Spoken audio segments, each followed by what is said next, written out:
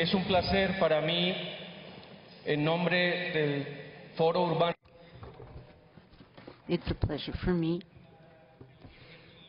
to present to you Urban Talk with Mr. Toneria and Brendan Falcon. My name is Jorge Perez Jaramillo. I am a newspaper, administrative newspaper of the city of Medellin. And we have invited tonight Richard Florida to share with us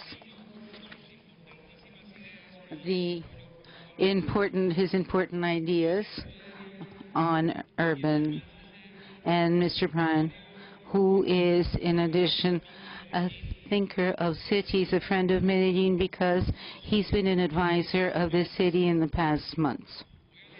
I'm going to read parts of their biography. They requested me to be brief. Mr. Richard Florida.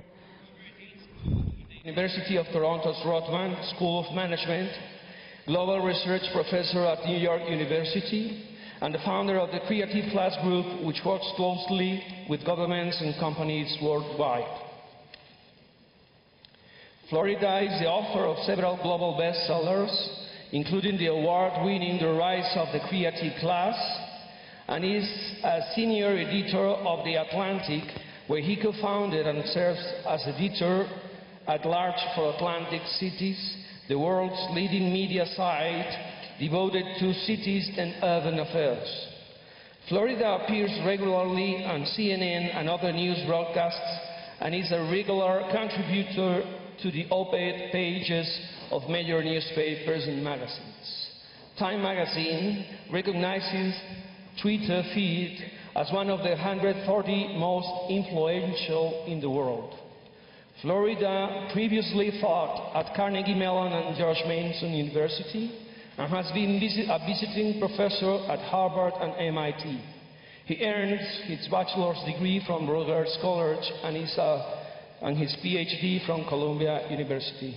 Thank you, Richard, for being with us. Thank you, Jorge. Brent Toderian is a nationally and internationally respected practitioner and leader with over 21 years of experience in advanced urbanism, city planning, and urban design. His establishment of Toderian Urban Works in early 2012 followed 6 years of significant achievement as Vancouver's BC's chief planner from 2006 until 2012, with accomplishments that included 2010 Winter Olympic Games related planning and design, and the Eco-Density and Greenest City initiatives. Brent has been an advisor and collaborator with many global cities, from Copenhagen, Oslo, Helsinki, and Rotterdam, to Sydney, Medellin, Ottawa, and New York. A passionate practitioner and an advocate for creative, vibrant city building. Brent is the founding president of the Council for Canadian Urbanism, a regular radio columnist on city making with CBC Radio, and a regular writer with the Huffington Post, Atlantic Cities, Planetizing, and Spacing. He's a highly sought-after international speaker, teacher, and collaborator on issues of advanced urbanism. So, my friends, let's talk about these things. We will have a conversation. They want to share a fluid dialogue with all of us, and we would like to start talking about the concept of Cities for Life. Cities for Life has been introduced to the urban agenda during the World Urban Forum 7. How do you understand a city for life? Brent? Well, I've gotten used to this theme of a city for life in the work I've been doing with Medellin, and I think it's wonderful because it's kind of like how Jan Gehl puts it, designing a city for people. And too long we've been designing cities for cars or designing cities for buildings or objects, but not for the actual people that make a city and truly are a city. And so as I've gotten to know Medellin as a physical city, I've also been getting to know Medellin as a city full of very interesting and passionate and creative people. And so I think it's a perfect slogan. It's a perfect vision for the city. But how to achieve that? It's a very easy slogan to use. How to make it real is the real challenge. And certainly from my perspective as a city builder and as a designer, you can design a city that facilitates a city for life. And as Jorge has heard me say many times over my visits, to me it starts with a city for walkers and bicyclists and transit riders, people who use their feet and their human body to get around, that designs a city that is friendly to the walker. And right now Medellin is not friendly to the walker, but it is improving and can improve, instead of a city for cars. So there's lots of different ways we could discuss a city for life, but maybe the most poignant way I can say is it's the opposite of a city for cars. It's a city where people make a difference and where neighborhoods matter. And I was saying earlier to the mayor and some colleagues, you know, coming here, and I think you would agree, has been a transformative experience for someone who lives in the United States and Canada and is used to those kinds of cities. Sometimes they're cold. And I think the warmth of the climate, but the warmth of the people, the sense of a city that is for living, not just for working. And in my own research, we've done many, many surveys of what people desire in a city. And of course, people want great safety. They want to be free from violence. They want to have jobs and economic opportunity. They want good infrastructure and transit. But at the very top of the pyramid of their wants is a city that has a wonderful quality of place, that invests in its communities, has abundant green space, green coverage, protects its historic architecture. I call it a quality of place. And when I think of a city of life, I think of a city that puts quality of place foremost, and that creates the real emotional bond of resident and citizen with the city. It makes them a city that they're proud of, a city for life, a city for living, a city that they're attached to, and they want to raise their families and actually attract relatives and friends to come to that city. And what do you think about that cities are the battleground where the fight for sustainability will be won or lost? I'm a broken record on this, so bear with me. I think that cities are the grandest of the grand challenges we face in the 21st century. I think we face a climate change challenge that will be won or lost in cities. I think we face a challenge of energy that will be won or lost in cities. I think we face the challenge of innovation. That will be, the battleground will be cities. Resilience. I think we face a challenge of innovation. People are saying that we're stagnating. Cities, as Jane Jacobs taught us, are centers of innovation. And I think one of the things that I really want to communicate to this audience at this incredible forum is that as the UN goes down the road of creating its new goals for sustainable development, that cities and human settlements have to be at the center of those goals. We can... Well, thank you.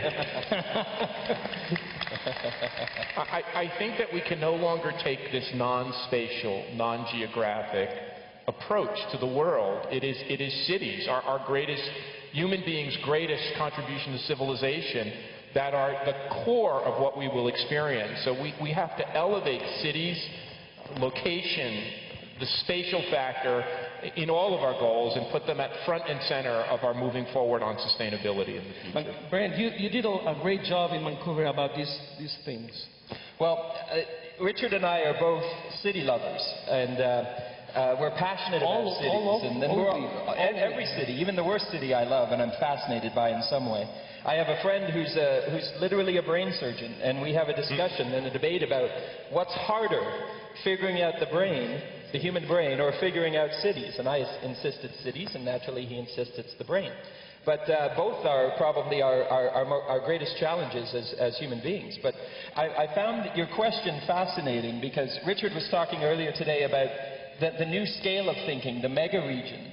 And we can all agree that cities are our greatest challenge, but also our greatest success and our greatest opportunity. The solutions will be found in cities, and cities indeed are the solution to many of our challenges. But the truth is there are challenges at the city region scale that are staggering, and I often say a different line. I don't say the success or failure, where's the line? The success or failure will be, the fight for sustainability will be won or lost in cities. I often say that the fight for sustainability will be won or lost in the suburbs. And this is probably a little less of an issue for Latin America, but in North America and Australia and New Zealand and increasingly parts of Europe and other parts of the world, the massive amounts of growth going into car-oriented suburbs is actually the battleground for our sustainability, because we can do our urban cities almost perfectly, but if most of the growth is going to that suburban edge development and it's being designed around the car, then our cities won't save us from the damage done by our suburbs. Which city do you think represents those ideas the best? Well, people always ask that, and I think that it may be the wrong question in this way. I think that certain cities do certain things well, and the real task of this great forum and this great gathering is to learn from one another.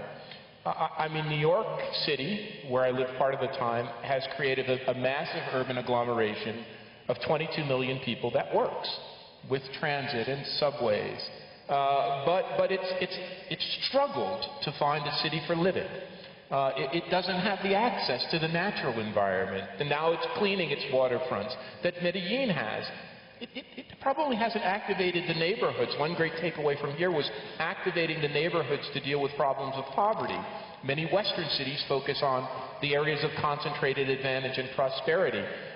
San Francisco has incubated phenomenal technology, but it's caused a great economic divide.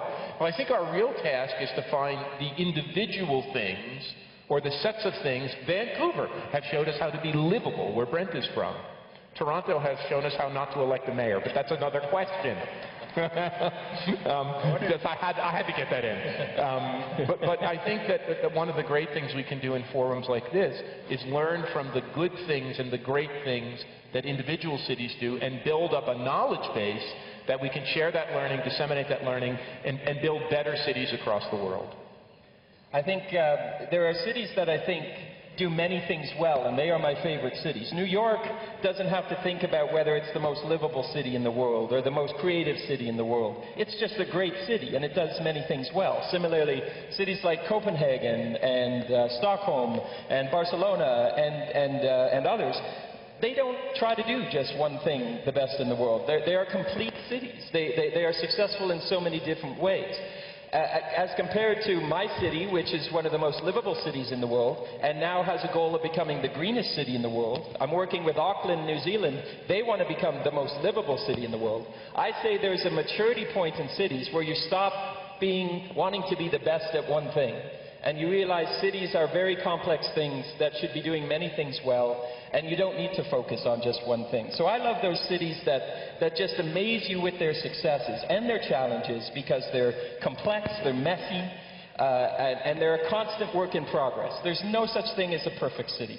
But I love the cities that are striving constantly to be better. No matter how much you achieve, you always want to do more. You're never satisfied. And one of the things we've been talking about today, especially Brent and I coming from northern cities, Vancouver, myself, Toronto, and New York, I live occasionally a little bit in Miami, the idea that in the north there are many great plans or many great visions or many great theories. And I think one of the most remarkable things about this forum here is how much cities in the south have to teach cities in the north, not vice versa. And particularly with the focus on the neighborhood, revitalizing neighborhoods, the organic, up from the bottom way, residents and nonprofits and community organizations.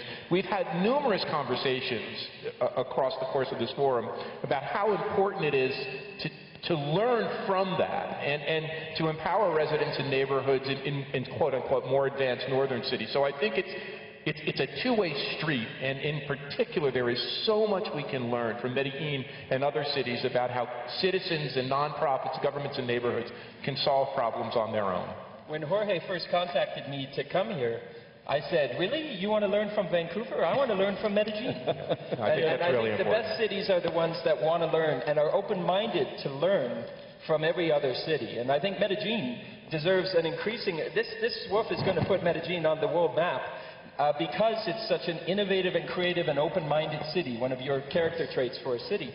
Because no matter what you've achieved, the mayor said it wonderfully yesterday, where he said, if we win an award for the most innovative city, the next day we want to do something even more innovative. And that attitude is the way that you're going to continuously improve. You said it. I think we look at cities as containers of innovation, of economic opportunity, of solutions. But in a world that's so riven by violence, where there's so much conflict and tribalism, cities are the place people from various backgrounds, rural and urban, different ethnicities, domestics and locals and migrants, they are the centers of open-mindedness and of tolerance in a world that sometimes you get very worried about. And one of the most remarkable things that Medellin has pioneered, but you see happening across the world, is this remarkable downswing in violence in cities. Cities across the world that were violent a generation ago are becoming safer because they're becoming places where neighborhoods work, where people feel safe, where streets are activated. So I think cities are economic units, but they're also so important to our culture and our civilization and our open-mindedness and tolerance of one another. Okay, let's talk about segregation and inequity. One thing you were expressing us during the lunchtime. Rampant inequity tends to be the social cost of unmanaged urbanization. How can cities be physically transformed to reduce inequity? And how do these spatial changes result in improved social outcomes? Well, we're so fortunate to have this forum focused on the issue of equity. There are two definitions of the word equity. The first definition of the word equity is to create value. Create equity in your home, create equity in your neighborhood, to create equity in your corporation. And the second definition of the word equity is to make sure all can share in that. And that's what we have to do. We have to grow value, grow our economies, create opportunity, but make sure everyone is included. We need a model of inclusive growth. But here's the problem. For years we thought that technology drives economic growth. That accumulation of knowledge drives economic growth. This thing called human capital drives economic growth. But ever since the work of Jane Jacobs, we learned that it's actually the clustering of human beings in cities that makes technologies, accumulates knowledge, creates more educated populations. This same clustering of people, the jamming together of people in cities in density, this sorting, geographic sorting, also divides us. As the advantage concentrate, as the innovators concentrate, as the knowledge workers concentrate, we create not only an inequality. See, this is our challenge. Inequality is part of the problem, but the spatial segmentation of our cities is far worse. The fact that we have areas of concentrated prosperity, the likes of which we've never seen, next to areas of concentrated disadvantage. This is the grand challenge of the modern city. And my view is we have to create pathways to opportunity. We have to first uplift jobs. We have to make sure the jobs for the lowest are tapping creativity. We have to connect through infrastructures to make sure people can traverse the city and get to areas of opportunity. And we have to build more affordable housing. And that means more than just high-rise towers. A friend of mine said, many economists believe that building more high-rise towers will solve our problems. A friend of mine said that when you talk about the rents rising, it's not that high-rise towers will reduce the rents. The high-rise towers are a product of the rising rents in the first place. We need a massive commitment to creating dense cities at appropriate scale with affordable housing for all. And this, if we don't address this challenge of inequity and spatial segmentation, it could derail. That challenge could derail so many of the important things of making the engine of urbanization work. I think of all of our challenges, including climate and energy, that one has to be front, and that's why I'm so happy to be here with all of you. That has to be front and center of the agenda of all of our world's leaders moving forward. Well, I have to say, once again, I'm sorry to do this, but I'm going to question a little bit the nature of the question. Rampant inequality tends to be the social cost of unmanaged urbanization. Think about that for a minute.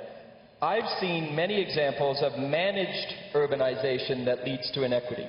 Often, inequity is a result of our managed urbanization. We are making deliberate decisions in our planning to segregate, to protect rich people from poor people, and because of gentrification, to protect poor people from rich people or middle-class people. So to suggest it's a result of unmanaged urbanization is probably ignoring the fact that a lot of our planning is actually creating or at least exacerbating this problem. And to build on that, it is true, though, that inequality in the past was a product of class division, the kind of thing Marx wrote about. now it seems to have, it's not just a product of faceless technology or faceless knowledge or a class war. It is very much built into the very economic engine itself. So thinking about the ways to construct pathways that overcome, and the other thing that's so important, you know, I hear this in this forum. We seem to be dividing in this world of urbanism into a group of urban optimists, and maybe I'm part of that, maybe I'm guilty of that. People who believe that urbanization will just conquer all of these problems somehow magically. If mayors ruled the world, we would all be great. If cities had power, it would all be solved. And on the other hand, there's the urban pessimists. You know, gentrification is ruining the cities in the north. Our great global cities in the south are filled with slums that are quote-unquote persistent. And I think one of the things that we have to learn is that the logic of the economy is on our side. The logic of the economy is saying that the clustering of people, urbanization, is a force for change, but we have to manage it. We have to build a social compact and a set of institutions that make sure those pathways for development and economic opportunity are open to more. We can't afford to live in a more divisive and divided and segregated society. Well, but there's a third category. I'm neither an urban optimist or an urban pessimist. I'm an urban pragmatist. And so I can both be complimentary when it's warranted and concerned when it's warranted. And this issue of, this is why Medellin is such a perfect city to have a conversation about equity. Because I'm sure we're going to talk about lots of aspects of equity, food access, education, childcare, social services, etc. There are many aspects that go beyond the physical design of the city, but I think Medellin has been an example of those soft issues, those soft innovations, which Medellin has been so fantastic at, but also the hard things, the physical things. You recognize that transportation is a critical form of equity. It connects the city. It provides access to everyone, to the entire city. And it's such a brilliant way of looking at transportation. And I tell you, the vast majority of the world does not look at transportation that way. They don't look at transportation as equity. And yet, it still costs $1, I understand, an American dollar, which is 1,000 Colombian pesos, I think, to take the transit. So that still leaves $2. So that still leaves a lot of people choosing between taking transit and buying food. So this is why I stress walking. Which is the most equitable form of getting around the city, and biking and cycling, which again is just, to me, an extension of walking, because there is nothing more equitable than being able to walk around your city and get to where you need. But that starts with land use. It starts with building things nearby, rather than having to go far distances. And it has to address, in Medellin's case, this perception, this perception of safety and violence, because so many people have said to me, Brent, we don't walk in Medellin because it's not safe, because we're fearful. And so they use the car as armor to protect them from the city, as if you need to be protected from your own city. But in your best moments, since 1990, since you've had this combination of what I call determined and desperation, you've taken back your city. You've taken back your public spaces in these amazing scenarios like the Yuva, which the mayor showed us today, just a staggering opportunity of embracing your city. This is not a city that's afraid of itself. This is not a citizenry that is afraid of its public spaces.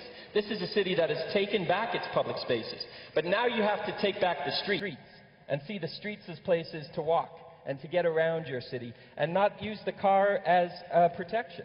That will get you to a real city for life and a real city of equity, because there's nothing more equitable than walking. I want to build on that. When we think about, if we call it the urban challenge we face, or some might even say the urban crisis, when I look at that, it's a challenge of public goods.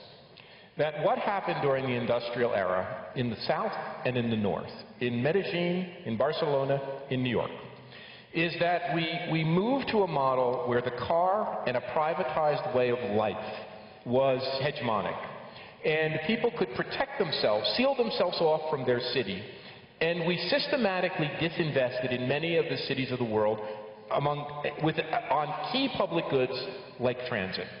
Why do you think we're seeing gentrification in places like New York and San Francisco? Because there's so little access to the public good of transit.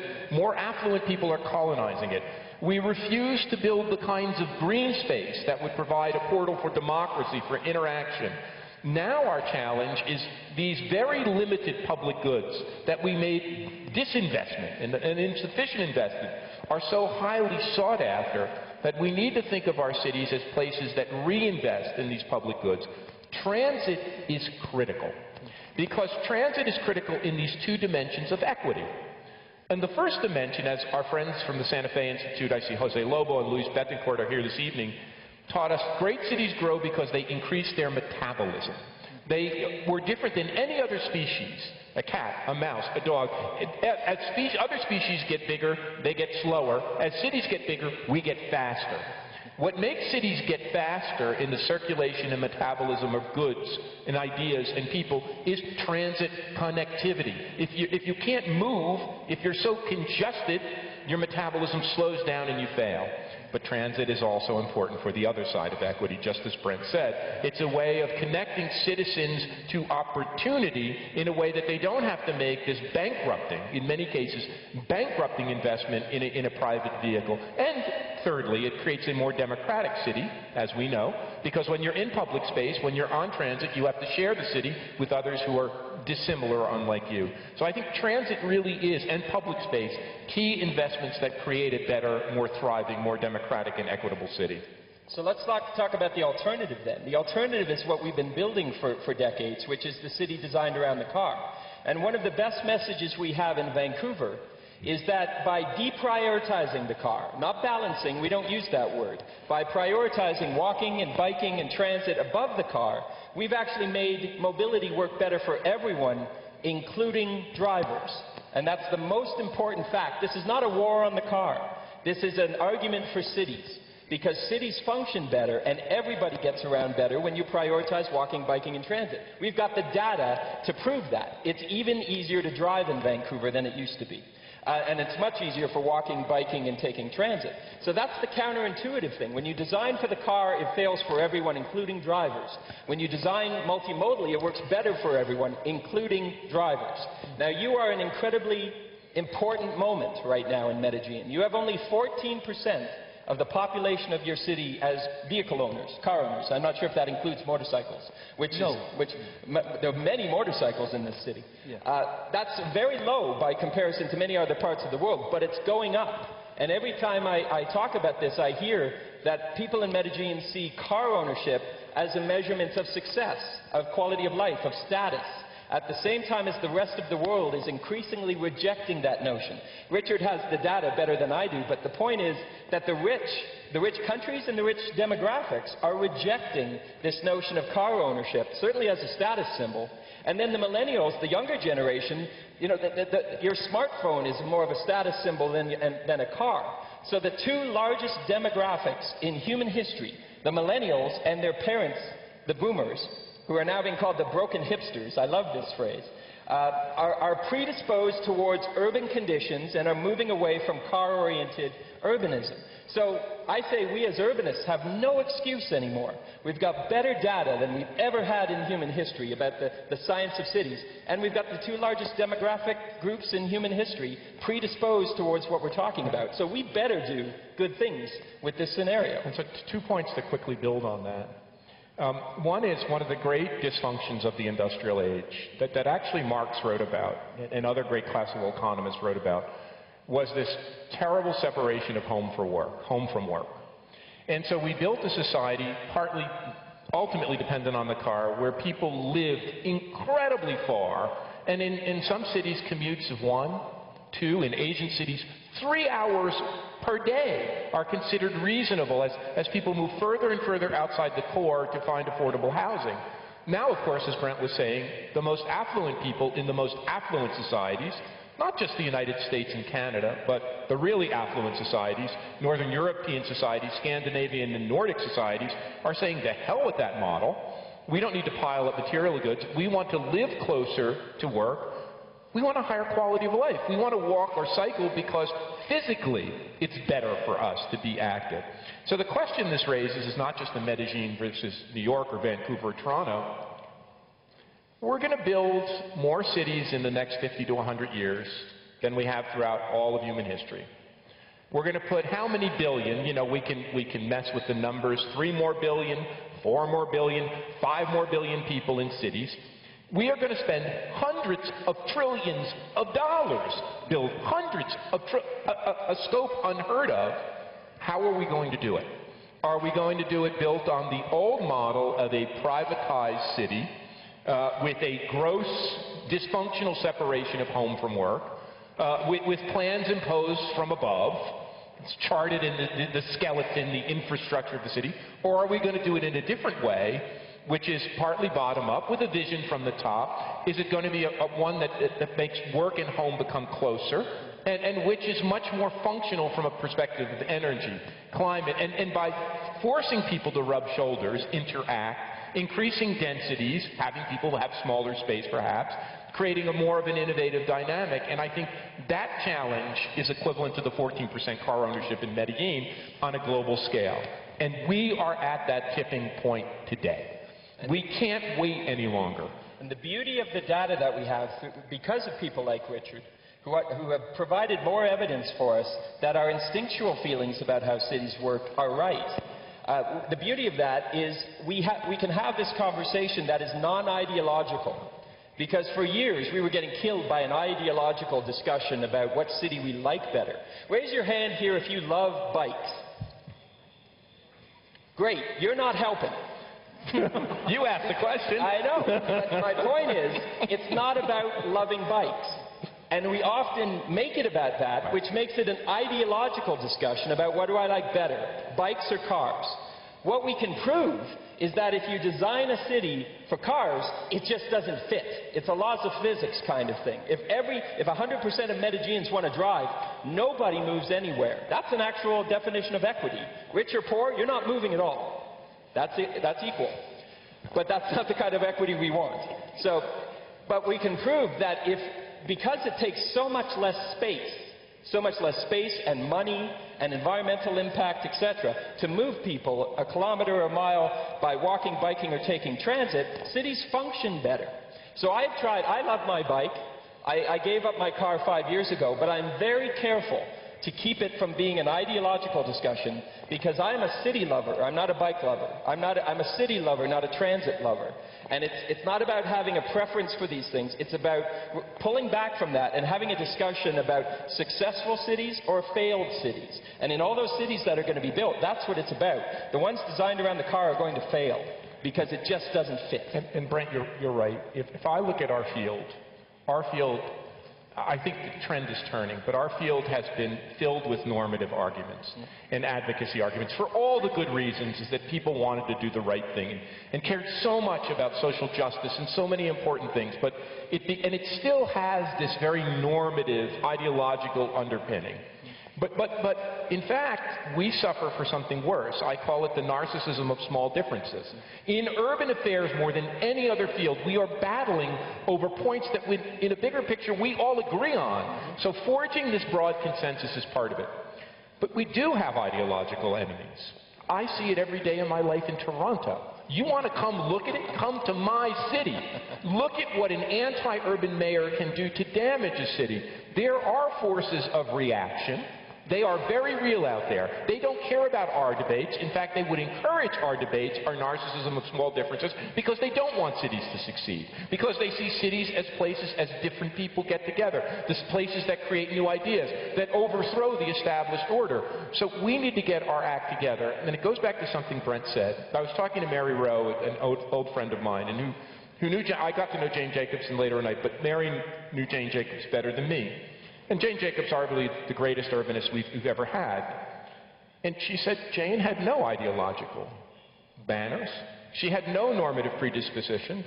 She observed cities and cared about pragmatic solutions. Exactly. And this has to be our start point. We have to be able to observe what works and what doesn't.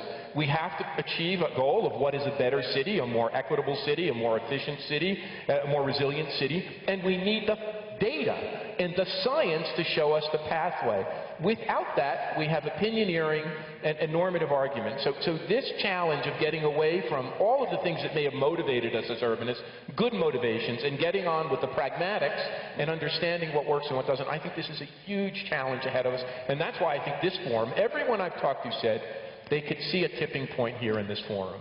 They could feel a tipping point occurring as we realize that we have to enhance the function of cities, the function of urban areas, and we need new, more pragmatic approaches to do it. Let's say that I started that point, but I want to give a proviso, because I'm also nervous about too much of a focus on the science of cities, because cities are both an art and a science. And one of the lines I often use is there's still many things that I can't prove through data that I know is right. The value of beauty, for example, as someone said earlier, the conversation about truth and trust and beauty and such. These are things you can't quantify, and that's just as important. So we need to find this balance point between science and art, because not everything that counts can be counted. Even the greatest scientists will tell you that intuition is the most important thing, that intuiting new solutions, culling from a basis of expertise, but data can show you when your intuition is wrong. And so in that sense, we need great intuitions, great art, but we also need, look, we have virtually nothing. We are starting in ground zero. Nation states have national income accounts. They can track their economies. They can track their industrial and occupational structures. We can barely do it across 2 developed countries. So creating data which enables us to understand what is working for the economy, where incomes are rising, how the environment is being affected, it's just something the World Bank and other international organizations that we just have to put our heads around and do. If not, we're talking past one another. So it's not the whole answer, but it's a component of the answer. That's why we love cities. They're so complex. Just to tell you that there were 1 week ago here, we will have 43,000 new cars in our streets this year. So let's talk, we're coming from equity into livable cities. What livable city means? Not that. Not that, yeah. Because again, it's not about an ideology. It's what you have to do to make those cars move. And once you have more cars, there's an incredible political pressure to allow them to move. And the line is, oh, well, let's build more roads. And the question is, what are you going to tear down in order to create more physical space for that car capacity? Now, we know in Vancouver, because we never built the freeways, and it's an easier city to drive in. If you have to really wrap your mind around that. If you really want people to drive better, more cars, well, not more cars, there's no way to handle that. But if you want people to drive better, then build more transit and build more walking and biking, and it'll be easier to drive. It's hard to make progress on a livable city. It truly is, and I'm sorry to keep harping on cars. But it's very hard to make progress if we're still adding more cars and trying to build space, parking space and moving space for them. Auckland, New Zealand, where I'm an advisor for both the city and Auckland Transport, wants to have their cake and eat it too. They want to make transit better. They want to make walking and biking transit better. But they also want to build more road space for cars. And I keep telling them that if they really seriously want to be the most livable city in the world, which is their official goal, they're not going to get there this way. They fundamentally have to change course. So when I think of livability, I think it's a core value. An economic and social value. When I think about the way we thought of economic growth and development in the industrial age, we measured that by measuring material output, economic output. How much economic output you produce per person, the basic metric of productivity. But what the smartest social scientists, economists, political leaders are telling us, what citizens are telling us in surveys not just of the rich countries but of the poor countries, is there's something more than material well-being. It's called happiness, or what psychologists and behavioral economists call well-being, subjective well-being. When we ask people what adds to their subjective well-being, of course, having a great and supportive family life is absolutely critical. Having a job that provides income and is something, hopefully, that gives your life meaning and purpose if you're in a more advanced profession. But being in a livable city, being in a neighborhood that thrives, that has open space and green space and tree canopy and walkability, this is the third component of socioeconomic well-being that most people discount. They understand the family life, they understand the economic career part, but cities are just the place you happen to live or the place you happen to work. And these surveys show us so clearly that being in a livable city with this quality of place that I mentioned before is this third bucket of happiness. And it doesn't matter, rich or poor. Whatever kind of person you are, that quality of place matters so much. And then we were talking about it. You know, I happen to like cars. I don't drive very much, but I have a car, and I think they're kind of cool. I grew up when cars were cool, and performance cars. But I think we can't build a city for cars because they're wasteful, but they're also very dangerous. You know, empowering the car, if I think about it, it's a #1 killer of many age groups, particularly of young people who are hit by cars or get in car accidents. But it's also debilitating to our health. You know, sitting in a car is very debilitating, heart disease and diabetes. And then finally, if you look at these studies of socioeconomic well-being, across the board, they find one factor most detrimental to having a happy life. And it's not being in bad health is awful, but it's not being in a bad marriage, it's not having a boss you don't like, it's having a long and arduous commute. Having a long and arduous commute is the #1 factor that deteriorates most people. And we just take it as something that we believe, well, if you want to live and have a house that you think is affordable, you live far away and you commute to work. But it is the #1 factor. So I think for all those reasons, livability is so critical, not only to building a city, but to making sure that people have meaning and purpose and happiness in their own lives. I've had the opportunity, either as a planner for the city or as a consultant, to have a relationship with 6 out of the 10 most livable cities in the world, according to the Economist magazine, at least, if you believe them. And I'm finding the discussion about how to enhance livability in these cities is fascinating. Always it's about mobility. But pulling away from that, it's about, you know, this idea of quality of place. It's really about the quality of relationships. And it's about how the relationship you have with your city. The same studies that Richard has been citing, it's about how many relationships you have, extracurricular activities, things that have been eroded in North American culture because of the distance between things. And that has eroded this perception. Putnam's work about bowling alone. And if you should read my friend Charles Montgomery's book, Happy City, which goes into the science of this quite extensively. Happiness, you know, we often use it interchangeably with quality of life or livability. It's not necessarily the same thing. I can say Vancouver is one of the most livable cities in the world. I'm not sure I would say it's one of the happiest cities in the world. We're actually grumpy a lot of the time, maybe because it rains so much. But long commutes. But it is about those the city of embracing this kind of thing. I strongly believe that this kind of approach is going to dramatically increase Medellin's quality of life, livability, happiness, all at the same time, because it's the quality of the civitas, the civic life, the relationships with your neighbors and your community and your friends, and how far it is they are away from you. We talk about social media and technology replacing personal. It never happened. It's never happened. If anything, social media just reinforces the importance of personal human relationships. So livable cities are cities that facilitate human relationships. Mobility and cars are part of that, but it's not the only thing. It's about providing spaces for public life. And I think you mentioned one of them. And when we look at livability or happiness, subjective well-being, community satisfaction, loving the place, being emotionally attached, we find 3 factors that really matter. The first one is exactly as Brent said, and Robert Putnam. It's the kind of social engagement and the density of the social engagement you find, the ability to connect with people, make meaningful friends, and especially in a hypermobile world.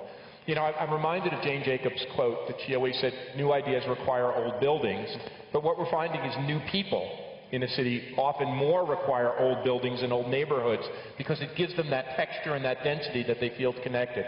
But there are 2 other factors.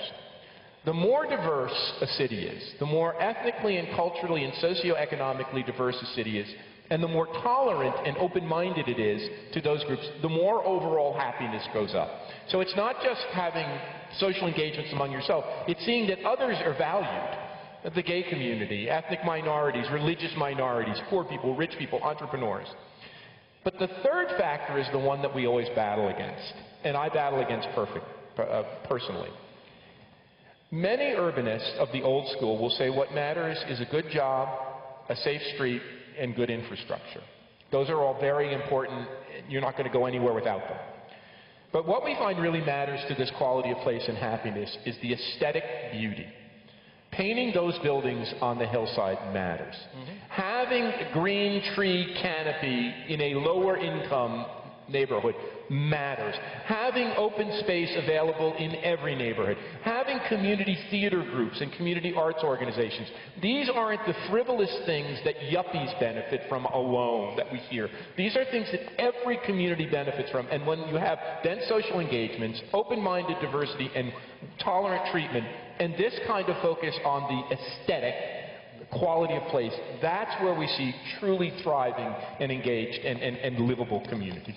I'm really glad that Richard and I agree on this, because those of you who follow me on Twitter might have seen that I had a Twitter debate, which I try to avoid doing, by the way, with a very good friend of mine and a transit urbanist I very much respect. And he works a lot in the United States. And I won't say who it is because I don't want to embarrass him, but he's given up on quality. The nature of our debate was, I don't need, he said, a beautiful walk. And I didn't say a beautiful walk, I said an inviting walk. Jan Gehl speaks about inviting people to walk and to bike and to take transit. And I agree with that. His line was, I work in America, it's good enough that it's just there. Because there are so many places that there isn't even a sidewalk. So just putting a sidewalk in maybe is good enough. We were agreeing more than disagreeing, but it's the bar that we set for ourselves. It's what's good enough. And this line, good is the enemy of great, because good becomes good enough. I think that the cities that I work with are ambitious cities, and Medellin is one of them. You don't want to just do good. I think you're always striving for something above that. And that's one of the qualities of a city that is well positioned, not just for success, but greatness, by saying good is not good enough. And embracing the idea, the old architects, if there are architects in the room, was it Vitruvius? Firmness, commodity, and delight. Those were the aspects of architecture and design. It had to stand up and not fall down. It had to serve its purpose, which is commodity, and delight was the beauty. Delight was the heart, the love. And we have to build places that are lovable. And I used to, before I was chief planner in Vancouver, I used to worry about losing my credibility if I used words like beauty, because that's wishy-washy. And then I became chief planner, and I said, wait a minute, now I'm chief planner, I determine what is cool or not in my city, and legitimate or not. So if the chief planner is speaking about beauty, then beauty matters. So it's important for us to be speaking about things like... And I had a conversion experience. Remember, I was the guy who was the traditional American, coming from a very working class part of New Jersey, a father who's a factory worker. I really believed that was all about creating jobs and work and just luring the company to make the jobs. And when I grew up as an urbanist, that was the idea of a city. A city was a container for work. You had trains or highways or industrial parks or factory centers so that people could work. And if you had a job, that was the definition of a good life. And of course, in the American dream, that good job got you a car and your own private home. Well, it's an empty life. And just questing after material things can leave people tremendously empty. What I had to look at is a city where people wanted to be. Because, in fact, the city is, as we said at the outset, a city of people. And if people don't want to be there, they will leave and go to another city. And a city had to be not only a city of work, but a city of quality. And I looked at this from the data. It wasn't just something that was an opinion. That, in fact, cities that were more livable, that had better transit, that had an emphasis on biking and pedestrian, that cared about open space, that invested in historic structures, not knocked them down, that gave people these options, they had better economies. So we're up against this incredibly inbred, ingrained mentality. I'll bet not everyone in the room is convinced that really what cities are about are, fast infrastructure, fast points of connection, and creating jobs. And that's very important. But it's about a lot more of that. And as we grow cities, giving people purpose and meaning and life, a city of life, that becomes the things that in our newer economies we can strive for. The mayor's going to be very happy he gave me these pictures, because I'm certainly promoting the work that Medellin has done. So again, this is this UVA exercise, and it really reinforces this point, because these are water tanks. If you're from somewhere else and you haven't heard about this, you have to hear about it. This is water tanks, and they weren't useless water tanks that you are debating whether you're going to tear down or reuse. They serve a function. They provide water for the city, the entire city. They happen to be distributed pretty evenly around the entire city. The point of the design exercise is things can be good and important at more than one thing. They can serve more than one purpose. So all they did was take out the fences that were keeping people away from these and doing obviously some more things, but inviting the people in and then activating that thing which is still a water tank. It's still providing that function. So it's got firmness, commodity, and delight. But now it's a piece of public art, and now it's a community gathering place. And the same is going to be done in the river with the parks. Exactly. This idea that we have to get away from thinking that things have one purpose. We're always trying to solve more than one problem in design, but in city building, nothing can have just one purpose. This old mindset called the civic art movement at the beginning of the 19th century, it was the idea that everything that was functional should also be beautiful. It was a simple concept that the modernists destroyed. And now we're sort of finding our way back to that, and I think that's wonderful for cities. But this stuff has an economic purpose. The industrial age busted people apart. It highly specialized work. It created cities where home and work were separated because the industrial engine worked that way, on a fine-grained division of labor. And people were doing our cities were dumb, and workers were doing dumb tasks, screwing things together, putting bolts together, putting cars together.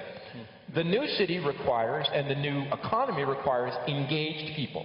The best companies are the ones, from manufacturing to agriculture to service to knowledge, that engage their workers, that they work together in teams to innovate on the factory floor, in the R&D center, creating new mechanisms of engagement. What are cities? What are cities' economies? Places that people meet and interact and combine and recombine in new ways to discover new things. These are economic engines. They're not just parts of a livable, frivolous, better way of life. By having public spaces, by encouraging interaction, by engaging citizens to solve problems, by causing these serendipitous interactions, the city is increasing its innovation, its metabolism. So they're very much rooted in the new kind of urban, talent-based, human-based economy that we're building. And that's not just something in the advanced world. That is something that's across the world that creates robustness and resilience and economic success. One of the messages that I constantly reinforce is good design creates value. And often design and beauty is seen as an aesthetic, a nice to have if you can afford it, a frivolous thing. And I like to joke that, and it's not really a joke, that the idea that design is frivolous was disproven by Steve Jobs and the Germans. Because from a business perspective, Apple showed that good design creates value, and there's nobody more pragmatic than the Germans. And they have invested amazing amounts in high-quality, beautiful design because they get that it leads to success. So we have to I just did a talk in Sydney, Australia for the Lord Mayor on making this point about the connection between design and private sector value creation and public sector value creation. We've got to get away from this idea that it's a frivolous. It's a value creator. It's an economic engine. It creates more success at the same time, economic success, at the same time as every other type of success, from livability to sustainability, etc. I would like to hear you talking about the city with a shared vision by the community, a citizens project. That's what Medellin has tried to do. Well, you know, I didn't start as an urbanist. I started as a student of factories and high-performance economic organizations. And I watched my country, the United States, experience deindustrialization. I watched the factory where my dad worked, an eyeglass factory, decline and shutter and throw thousands of people out of work. Why? Because they didn't engage the workers. They thought the worker was a hand and arm, but not a brain. And then I went to visit Japanese companies like Toyota. And why did they succeed? Because they engaged the shop floor worker. And I went to this factory on the footsteps of Nagoya, Japan, and I was asking where this new technology in that factory was invented. And the plant manager said, "You have it backward. This was invented by our factory workers on the factory floor." They are the source of innovation and ideas. And my dad told me this in his factory. He always said it's the knowledge, the creativity of the simple men who work here which make our factory great. We drove that out with technology and assembly lines. The same thing goes with citizen engagement. It can't be top-down. It can't be seeing citizens as an afterthought with just a public hearing. The citizens themselves are the source of the vibrancy, of the energy, but of the economic, having that processing power, you know, that decentralized processing power of thousands upon thousands, millions of citizens in thousands of neighborhoods. That's why the neighborhood is such a critical unit. We talk about cities, but cities are really federations of great neighborhoods. And when citizens take control, and they can solve these problems. We were talking with Luis and Jose today that have a new project on slums with Slum Dwellers International, empowering neighborhoods in slums to create data and take the pulse of their neighborhood and look at what's working and share that with cities. That's exactly what the best companies did. They gave the workers the ability to look at data and make themselves better, and they led to a productivity revolution. I think it's the same, except that we don't think of cities that way. We don't think of citizen engagement. We think of that as maybe a public issue. It's actually the way to make a stronger, more vibrant, more resilient, and more economically thriving city. Well, as a practitioner, I've been in rooms almost as filled as this one with angry people who want to participate in the heat, and I have the scars to prove my participation in many of those kinds of discussions. One of the things I'm doing with Medellin is providing some perspective and advice on public engagement, because Vancouver is often held up as an example, a global example of doing engagement right, because we've been building this city, but we've been building it with a lot of public input, vigorous, adamant public input, sometimes empowerment. Right. But not always empowerment, but always input, always strong input where the public has an ability to influence and educate and provide wisdom for the outcome. And you know, I'm always careful to differentiate communication from real engagement to empowerment and all the stages of Arnstein's ladder and such. But what I've often been finding I'm doing with cities is they're asking me for advice on how to improve public engagement when they're doing a plan or a project. And I often say, well, if you're trying to have an intelligent conversation at that stage, it's too late. Yep. Because the people who often come out are concerned about change, etc. What you need is a quality overall civic discourse, a constant civic discourse about the future of the city that you can connect those smaller conversations to. And that's why WOOF is so powerful. The fact that we're live streaming this across the city, the quality of this level of discourse about the future of the city is the real public engagement. And then you have all of the kinds of discussions about specific plans or projects, etc., that sort of build on the kind of conversation we're constantly having, talking to the media. We've done so much media work over the last few days because the media is our friend in terms of helping us communicate a message and learn. Frankly, if it's interesting to the media, it's probably interesting to the politicians in the community, because the media spends all their time trying to figure out what the community cares about. And this is what people really care about. We sometimes get wonky in our field at forums like this. Smart cities, resilient cities, technology cities, innovative cities, entrepreneurial cities, sustainable cities. But you go out and talk to real people. You go talk to my kids that I teach.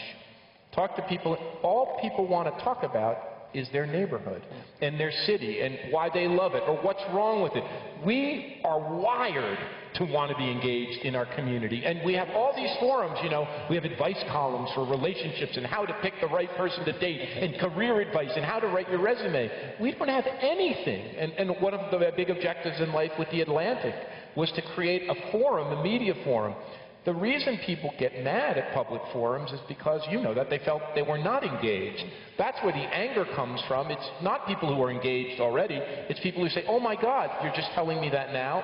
But I want to say one other thing, which is not so much the problem of Medellin, but is the problem of some of the advanced cities. London, San Francisco, New York. This NIMBY thing, the not in my backyard syndrome. I don't want the public transport here because it brings a certain kind of person. I don't want the health clinic there. I don't want a tower next to me because it shades my building. I really believe this NIMBY thing is almost the Ludditism of the Luddites who smash the machines. This NIMBY thing we have to come to grips with, because building better cities is not just about my backyard. It's about the city itself, and maybe we see it in Canada too much. But this idea that you can slow down development, stop development, just because your little piece of the community in your mind is going to have an adverse. I think we're neighborhood residents, but we're also residents of the city. And engaging in that way to build a stronger neighborhood and a stronger city is really, really important. Well, this is why you have to be careful in some cases with the word empowerment, because the truth is I like NIMBY. NIMBY educates me on what people are afraid of. Because people are one of the greatest things, studies have shown, the greatest things people are afraid of is change. And the longer that something has been the way that it is, the more convinced people are that that is the right way for it to be. So change is always going to be tough. And there will always be NIMBYs who say, not in my backyard, and here's why. And I listen carefully. And I learn from that if I can delve down and figuring out what people are really afraid of. The problem with NIMBYs, in my opinion, are not the NIMBYs, they're the politicians who say no to a project because of the NIMBYs. NIMBYs, it shouldn't be black or white. And if the politician, 5 people show up, in some cases in North America, and politicians say no and turn something down. But it is very clear that a large part of what is creating inequity in our cities is this idea that I have my neighborhood, I've colonized my neighborhood, it has a lovely character, and I'm going to stop denser development. Yeah. I'm going to stop the transit link that's going to bring more people. And in this sense, it can be very hurtful. We need a dialogue about cities that shows how many of these things are critically important to improve the quality of life and the economic vibrancy. Well, this is why the community conversation is so important, because you learn from everyone. But then it's my job as a city builder and a city planner to weigh that against everything else I know, every other audience I'm hearing, and I'm also thinking about future generations that don't even exist yet. And I'm balancing all those kinds of things. And so NIMBY helps my consideration, but it's not the end of the conversation, which it seems to be, particularly in the United States. Absolutely. So let me try another idea on you. When I was a student of manufacturing operations, there was a fellow who wrote in the Harvard Business Review and contrasted great companies with awful companies. And he said the awful company was the one where the top executive and the top management wanted to micromanage all decisions.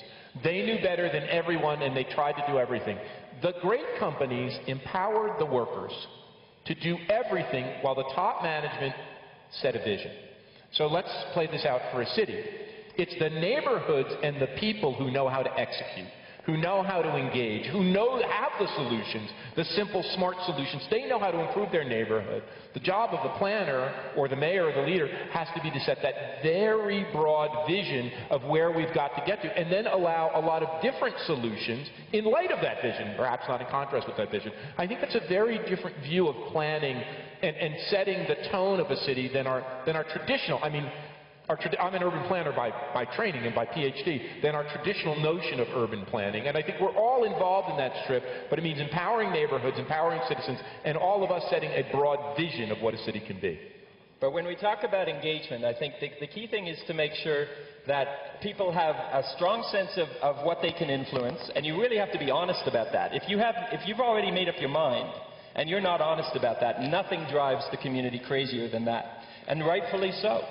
You need to be transparent in how you made your decisions and how the community wisdom that you gleaned has influenced that decision or didn't, and if it didn't, why not? So you have to show your math, as I like to put it. My 4th grade math teacher always told me, you have to show your work, or else I don't trust that you had the right answer at the bottom of your mathematics equation. We have to show our work. We have to prove we were listening and hearing and understanding, and in some cases empowering, in some cases not. But at the end of the day, if the leaders have made a decision because of their vision or what have you, then you have to do a fantastic job of communicating that and sometimes convincing the public that you're right. And that's sometimes leadership. It's sometimes the opposite of community empowerment in some cases. And it's interesting because, in fact, we've been talking about one unit, the city or the metropolitan area, Medellin, Barcelona, New York, whatever. But in fact, that's an outmoded unit. The real units that are important in managing this complexity that we have to deal with, it's not one mayor or one planning director. It's the mega region. It's not Shanghai versus Beijing. It's Shanghai and Beijing. It's not Mumbai versus Bangalore. It's the economic entity of Bangalore and Mumbai. It's the area of New York, Boston, and Washington, Barcelona, across the France to Lyon. And creating that kind of cooperation, a shared vision, but also the neighborhood becomes so important. The city sits in the middle of the mega region, the big economic territory, and the neighborhood on which solutions can be crafted. So creating that mechanism where there's not a single entity providing the path, but a multiplicity of inputs from the bottom up becomes so critical in this age. One of the most important things, though, in the work that I'm doing with cities, They often ask me to help them with the details. I'm often interested in helping them with their culture, because I think the culture of a conversation and engagement is the starting point. And a lot of cities I'm working with, they just want to figure out how to check the box quicker. Yes, I engaged, check. They don't really believe that it will bring wisdom into their process and result in a better outcome. They're doing it because they have to, and they want to go through the motions. And I won't mention any names. But there are others, and Vancouver's method has been deeply believing that if the community is part of the planning for the city that they live in, that better outcomes come out of that. Better wisdom, better results come out of that. And that's deeply in our DNA. But I have to say, if anyone is watching online from Vancouver, the truth is that conversation is at risk in Vancouver right now. We had a politician, one I respect actually, quite an intelligent politician, say in the context of a bike lane debate, his line was, we had community participation, it's called the election. In other words, when they were elected, they were going to go ahead and do everything. And I think he immediately regretted it, but it showed a problem with, for the first time in a long time in Vancouver, a problem with the culture. And frankly, there is a debate going on in Vancouver right now whether our culture has slipped. And I think we need to be honest about that. Once you build a culture of believing that engagement builds a better city, then you've got to maintain that culture over time and over years. Muy bien. Yo quiero agradecerle en nombre de todos. Very well. I would like to thank Richard Forgan and Brent today for this extraordinary conversation. And I'm not going to add anything else, or else I would ruin the magic of this conversation. Thank you to all. Thank you very much.